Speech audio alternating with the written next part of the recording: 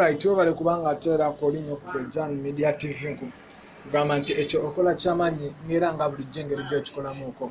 Tujukira bulungi nnyo nti nno emabegakaawo twakitegeerako bulungi nnyo nti nno omuntu omukulu amanyiddwa nga Judith Babirye MP waffe.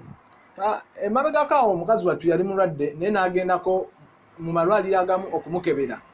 Nante era bwagenda malwaliro agamu okumukebera ng'abasawo abamu bagamba ali lubuto, abalala tebamanyi kituufu kyalina mu lubuto. Olubuto notandika okubanga lumulumaaluma, abantu abasinga tebakitegeerako.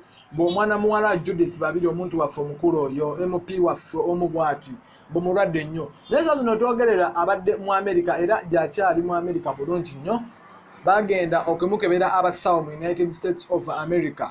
Abasawo ne bagezaako okubanga bategeeza embeera ya mwana muwala amanyiddwa nga Judith Babirye. Ne bagamba nti kituufu Judith Babirye yalya obutwa, yategebwa obutwa mu mmere.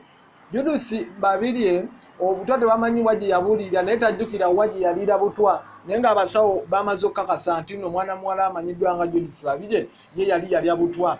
Abantu abasinga balowooza oba buno mutwe oba musujjasujja oba jasi lubuto lwelumulumamu akatinitini.